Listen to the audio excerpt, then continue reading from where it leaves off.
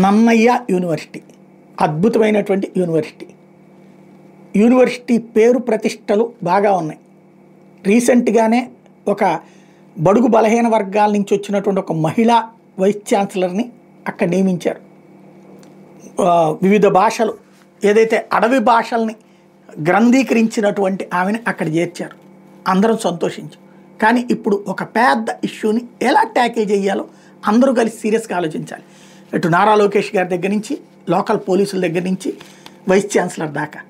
ఏంటది అంటే అక్కడ ఉన్న పొలిటికల్ సైన్సెస్ తెలుగు డిపార్ట్మెంట్లో ఉన్నటువంటి ఇద్దరు అసిస్టెంట్ ప్రొఫెసర్స్, నేను పేర్లు ప్రస్తావించట్లేదు ఎందుకంటే ముందు అసలు స్పష్టత రావాల్సి ఉంది కాబట్టి, వాళ్ళకి సంబంధించి జరిగినటువంటి పరిణామం. గత నెల 19వ తారీఖు కనగా ఇద్దరు ఆడపిల్లలు కంప్లైంట్ చేశారు వైస్ ఛాన్సలర్కి. ఏమని? అక్కడ ఈ డిపార్ట్మెంట్లో ఉన్న ఇద్దరు అసిస్టెంట్ ప్రొఫెసర్సు ప్రభుత్వంలో ఉన్న పెద్దల పేర్లు చెప్పి వాళ్ళతో నాకు పరిచయాలు ఉన్నాయి, లోకేష్ గారితో పరిచయాలు ఉన్నాయి, లేకపోతే ఇంకోళ్ళతో పరిచయాలు ఉన్నాయి అనేటటువంటిది అక్కడ చెప్పుకు తిరుగుతారట. తిరుగుతా వీళ్ళు చేస్తున్న పని ఏంటి? అక్కడ ఆడపిల్లలకి నీకు 100కు 100 మార్కులు వేసేది మేమే, మిగతా వాళ్ళు కూడా మా ఫ్రెండ్సే కాబట్టి 100కు 100 వేపిస్తాం, మాతో కాసేపు వచ్చి ఎంజాయ్ చేయండి. రూమ్లో ఇద్దరిది ఒకటే రూము, ఇదే ఇద్దరు కలిపి ఒకే రూమ్ని తీసుకుని ఎంజాయ్మెంట్ కోసం బిర్యానీలు, ఫుడ్ గిట్టు ఇట్లాంటివి ఏర్పాటు చేస్తాం అని చెప్పి ఇష్టపడ్డటువంటి అమ్మాయిలు ఆ అమ్మాయిల చేతన మిగతా వాళ్ళని ట్రాప్ చేయించే వ్యవహారం నడుస్తుంది. అట్లా అంగీకరించకపోతే కనుక వాళ్ళని ఏడిపించేటటువంటి కార్యక్రమం నడుస్తోంది అంటూ వీళ్ళ ట్రాప్ గురించి ఒక దళిత బాలికలు ఇద్దరు వైస్ ఛాన్సలర్ కంప్లైంట్ చేస్తే, సాధారణంగా ఇట్లాంటి వాటికి లైంగిక వేధింపుల నివారణ కమిటీలు ఉంటాయి. ఆ కమిటీ విచారణ ప్రారంభించింది. వీళ్ళ పేర్లు డిస్క్లోజ్ కాకూడదు కానీ వీళ్ళ పేర్లు డిస్క్లోజ్ అయిపోయినాయి. వీళ్ళకి ఆ ప్రొఫెసర్లు ఫోన్ చేసి భయపెట్టినటువంటి ఉదంతం కూడా అక్కడ రికార్డ్ అయ్యింది.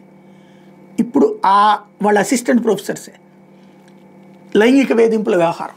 చివరికి ఆ హెరాస్మెంట్ తట్టుకోలేక ఒక అమ్మాయిని తల్లిదండ్రులు వచ్చి, ఇక అమ్మాయి ఆత్మహత్య చేసుకునే దిశకు వచ్చేటప్పటికి తల్లిదండ్రులు ఇంటికి తీసుకెళ్ళిపోయారు. నిన్న అంతటి స్టేజ్కి వచ్చింది. ఆడపిల్లలు తమకి సంబంధించిన లైంగిక వేధింపుల బాధని బయటికి చెప్పుకోలేనంతటి మనోవ్యాధ అనుభవిస్తారు. అలాంటి వాళ్ళకి రక్షణ కల్పించాల్సినటువంటి వ్యవస్థలో ఈ విధమైనటువంటి పరిస్థితి కరెక్ట్ కాదు. మనకి చేత కాకపోతే పోలీసులకి ఇచ్చి దర్యాప్తు చేయమనాలి, పోలీసుల చేత దర్యాప్తు చేయించాలి, లేదు సిఐడి చేత దర్యాప్తు చేయించాలి. అంతేగాని వదిలేస్తే వీళ్ళ వల్ల బాధితులు ఎంతమంది అయ్యి ఉంటారు? వీళ్ళు ఏ బాధ పెట్టలేదా?